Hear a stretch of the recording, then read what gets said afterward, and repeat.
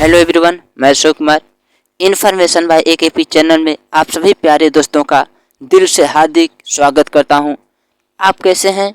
I hope कि आप अच्छे होंगे, व्यस्त होंगे, मस्त होंगे। तो दोस्तों, आज आपके लिए खास वीडियो लाए हैं। मैंने सोचा अपने प्यारे दोस्तों के लिए क्यों ना कोई खास वीडियो बनाई जाए जिससे उनके बोर्ड एग्जाम में अच्छे से अच्छे मार्क्स उठ सके। तो मेरे प्यारे दोस्तों, this is very important question. आज ये वीडियो अपने आप में बहुत खास वीडियो है जो कि बिल्कुल आपके लिए बनाई गई है, बिल्कुल आपके भविष्य को उज्जवल बनाने के लिए बनाई गई है।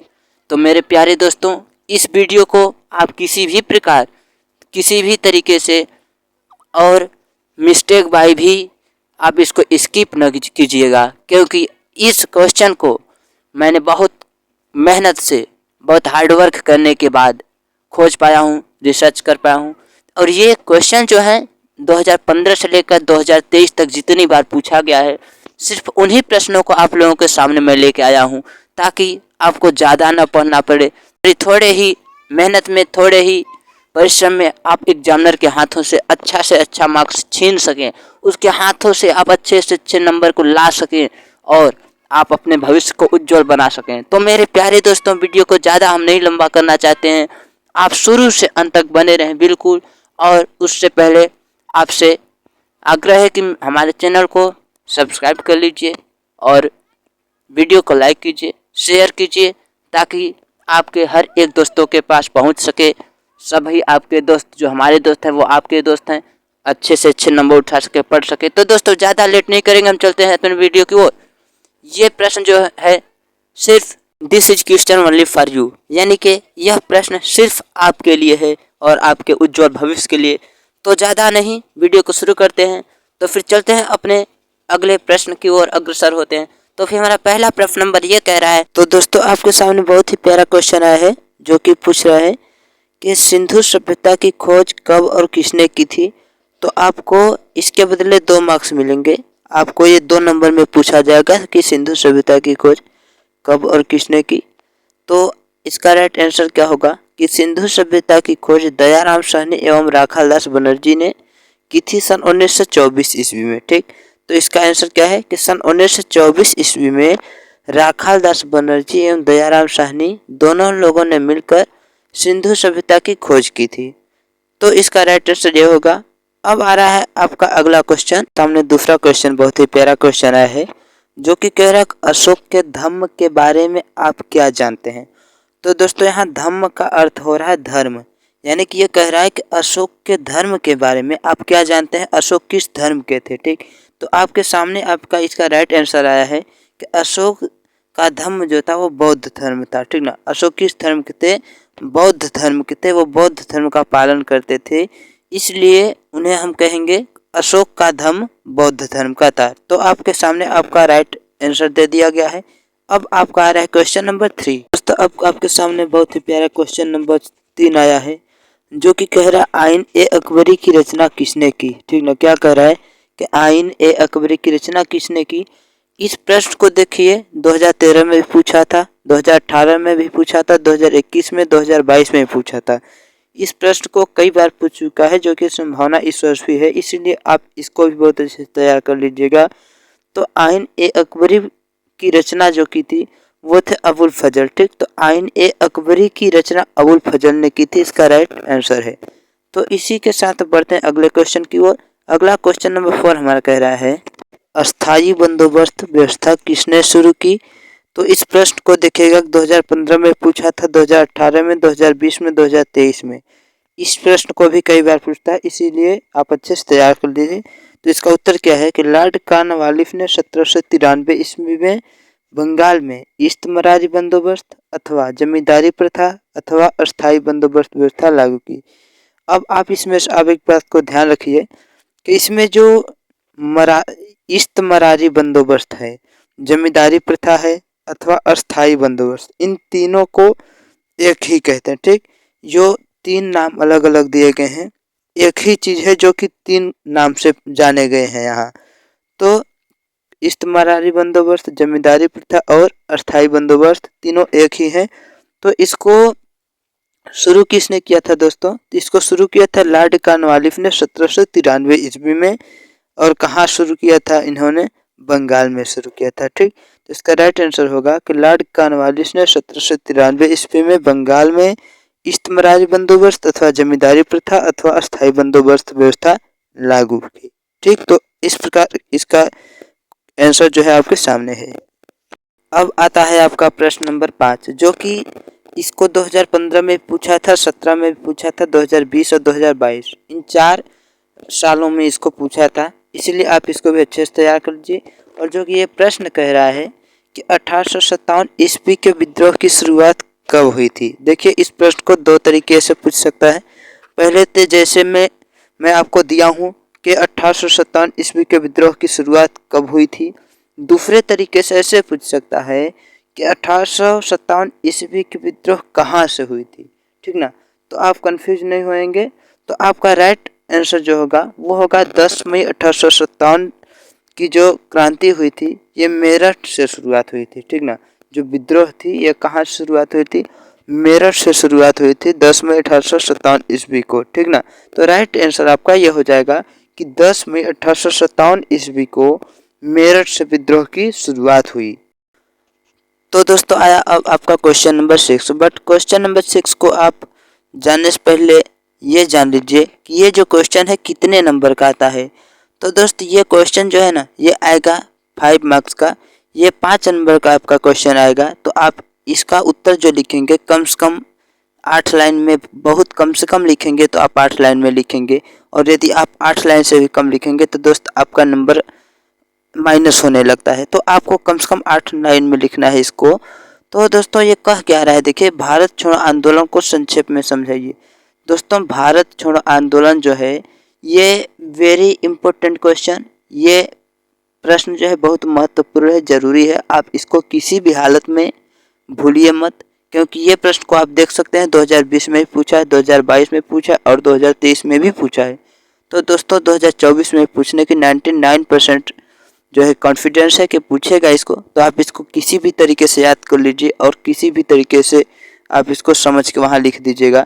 जैसे कि आपका आंसर क्या है कि वर्धा प्रस्ताव के विनिश्चय के अनुसार 7 अगस्त 1942 ईस्वी को मुंबई में अखिल भारतीय कांग्रेस कमेटी का अधिवेशन हुआ।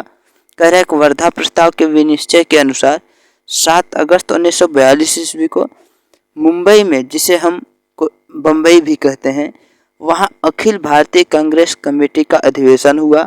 इस समिति ने पर्याप्त विचार विमर्श के उपरांत, यानी कह रहा है कि इस जो समिति है इस समिति ने बहुत विचार विमर्श करने के बाद भारत छोड़ो आंदोलन प्रस्ताव पास किया, जिसमें कहा गया था यह समिति कांग्रेस कार्यकारिणी समिति के 14 जुलाई 1942 ईस्वी के प्रस्ताव का समर्थन करती है। ठीक, इसमें यह कहा गया था कि 14 जुलाई 1942 ईस्वी के प्रस्ताव का समर्थन करती है, लेकिन कौन करती है?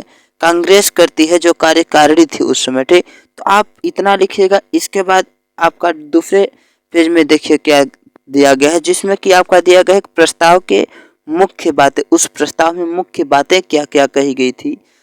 जैसे कि उस मुख्य बात में सबसे पहली बात यह कही गई थी कि भारत को तुरंत स्वतंत्र करना चाहिए, एवं दूसरी बात प्रस्ताव में यह मांग की गई थी कि ब्रिटिश सरकार भारत को शीघ्र छोड़ दे, एवं तीसरी जो थी वो थी देश के प्रमुख दलों तथा समूहों का सहयोग प्राप्त करने वाली एक अस्थायी सरकार की स्थापना की जाए और स्वतंत्रता की घोषणा कर दी जाए।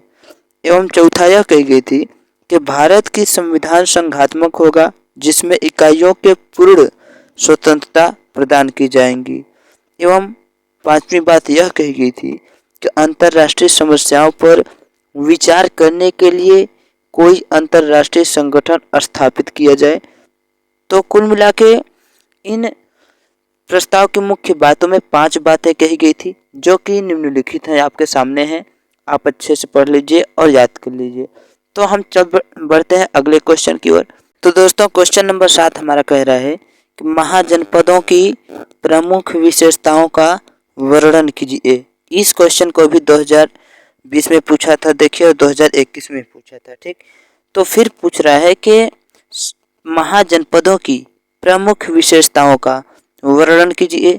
तो हमारे प्रमुख विशेषताएं जो हैं, तो महाजनपदों के विशिष्ट अभिलक्षण निम्नलिखित हैं, ठीक ना। मैंने आपको बताया था पहले वीडियो में ही कि चाहे इतिहास हो, भूगोल हो, या सामाजिक विज्ञान हो, या सोशियोलॉजी हो, या समाजशास्त्र, कोई भी हो, हमने आपको बताया था जब एक से अधिक उत्तर हो तो आप सबसे पहले निम्नलिखित लगा सकते हैं कि उसके निम्नलिखित है कारण है, निम्नलिखित अभिलक्षण है, निम्नलिखित परिणाम है इत्यादि आप लगा सकते हैं। तो जैसे कि इसमें लगाया गया है कि महाजनपदों के विशिष्ट अभिलक्षण निम्नलिखित हैं। तो पहला क्या है कि महाजनपदों की संख्या 16 थी।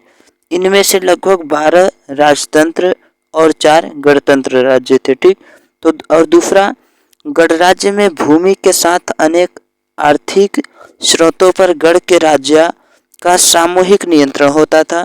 तीसरा क्या है कि प्रत्येक महाजनपद की एक राजधानी होती थी जो प्रायः किले से घिरी होती थी।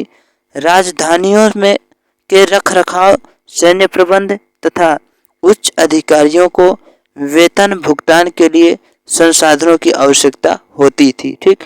एवं चौथा, शासकों का कार्य किसानों, व्यापारियों तथा शिल्पकारों से कर एवं भेंट वसूल करना था।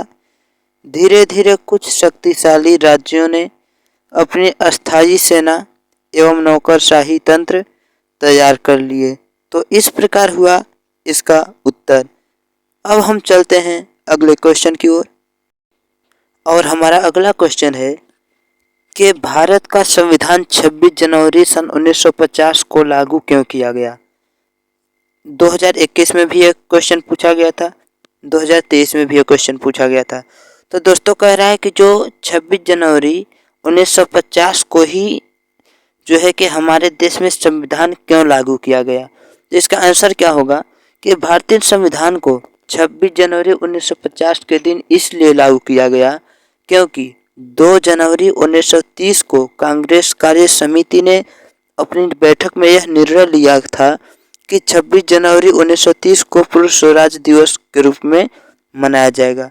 यानी कि अर्थ ये है कि भारतीय कांग्रेस समिति ने 2 जनवरी 1930 ईस्वी को बैठक में यह निर्णय लिया था कि 1930 ईस्वी को पूर्ण स्वराज्य दिवस के रूप में मनाया जाएगा। इसी समिति के द्वारा 26 जनवरी को प्रत्येक वर्ष पूर्ण स्वाधीनता दिवस के रूप में मनाने की घोषणा की गई, और इसी समिति के द्वारा, कांग्रेस समिति के द्वारा 26 जनवरी को ही प्रत्येक पूर्ण वर्ष, ठीक ना, 26 जनवरी को ही प्रत्येक वर्ष स्वाधीनता दिवस के रूप में मनाने की घोषणा की गई। अब आपका प्रश्न नंबर 9, ये क्वेश्चन नंबर 9 आपसे कह रहा है कि भक्ति आंदोलन के कारण बताइए। 2020 में भी इसको पूछा था। ये कह रहा है कि भक्ति आंदोलन, यानी कि इस प्रश्न का अर्थ ये हुआ कि भक्ति के वजह है, जिस वजह से भक्ति पैदा हुआ, जिस कारण से भक्ति में लोग होने लगे, उस कारण को बताइए। तो मैंने आपसे पहले भी बता दिया, जहाँ एक से अधिक उत्तर आपको देना है वहाँ सबसे पहले हम निम्नलिखित लगा सकते हैं। जैसे हमने पहले लगाया है, भक्ति आंदोलन के जन्म के निम्नलिखित कारण थे। लोग भक्ति में कैसे जन्म होने लगे, लोग भक्ति को कैसे ग्रहण स्वीकार करने लगे, उनके कारण। तो पहला कारण क्या है कि मुसलमान शासकों के धार्मिक अत्याचारों से त्रस्त हिंदू जनता भगवत भजन की ओर झुकी। अर्थात मुसलमान शासकों ने इतना अत्याचार किया, जो उस समय राजा थे, मुस्लिम राजा जो थे, उन मुसलमानों राजाओं ने हिंदुओं को इतना मजबूर कर दिया, इतना सताने लगे कि हिंदू जो थे त्रस्त होकर, उनसे मजबूर होकर भगवत भजन की ओर झुकने लगे। दूसरा, सूफी संतों की उदारता, सहिष्णुता एवं प्रेममय पूजा ने जनता को प्रभावित किया। अर्थात सूफी संत जो थे उस समय इतना दयावान थे, उस समय वो दयावान थे, सहिष्णुता एवं उनके प्रेममय पूजा ने लोगों को बहुत प्रभावित किया। एवं तीसरा, हिंदू और मुसलमान के पारस्परिक संपर्क ने भी इस आंदोलन के उदय में सहायता पहुंचाई है। तीसरे का अर्थ यह है कि हिंदू और मुसलमान इनके पारस्परिक संपर्क यानी कि इनके एकदम लगाव ने भी इस आंदोलन के उदय में बहुत अच्छा महत्वपूर्ण भूमिका निभाई है, सहायता दी है। ठीक, तो इस प्रकार इसका भी आंसर हो चुका। अब हम देखते हैं क्वेश्चन नंबर 10। अब आपके सामने आता है आपका क्वेश्चन नंबर 10, जो कह रहा है मुगल कालीन भू राजस्व व्यवस्था को संक्षेप में बताइए। यानी कि जिस समय हमारे भारत में मुस्लिम साम्राज्य हुआ करता था, जिस समय हमारे भारत में मुगल साम्राज्य हुआ करता था, मुसलमान राजा शासक चलाते थे पूरा, तो उस समय का राजस्व व्यवस्था कैसा था, उस राजस्व व्यवस्था को संक्षेप में बताइए कह रहे हैं। तो जैसे कि क्या था, शुरुआती के 2 मुगल सम्राट जो थे, जैसे कि हुमायूं हो गए और बाबर हो गए, ये ऐसे थे कि ये अपने आप कोई भू राजस्व कानून व्यवस्था नहीं बनाया। इनके पहले जो सुल्तान थे, उस सुल्तानों ने जैसा बना दिया कानून व्यवस्था, बस उसी पर ये लोग चलते रहे, उसी कानून व्यवस्था को इन्होंने जारी रखा। इसके बाद हुआ क्या कि हुमायूं के बाद शेर शाह जब हुआ सम्राट, तो शेर शाह ने क्या किया कि भू राजस्व व्यवस्था में कुछ महत्वपूर्ण परिवर्तन किया। इस व्यवस्था के अनुसार परगनों में होने वाली फसल और प्रतिवर्ष अनाज की दरों के आधार पर सरकार प्रतिवर्ष भू राजस्व वसूल करती थी। उपज का 1/3 भाग भू राजस्व सूची में वसूल दिया जाता था। इस व्यवस्था का मेन दोष, इस व्यवस्था का जो दोष बताएगा वो दोष यह था कि फसलों और भावों के उतार चढ़ाव के साथ ही, यानी कि जिस प्रकार फसलों का कभी भाव उतर जाता है तो कभी भाव चढ़ जाता है, कभी सस्ते हो जाते हैं तो कभी महंगे हो जाते हैं, सेम टू सेम उसी प्रकार राजस्व की मात्रा में भी उतार चढ़ाव हो जाता था।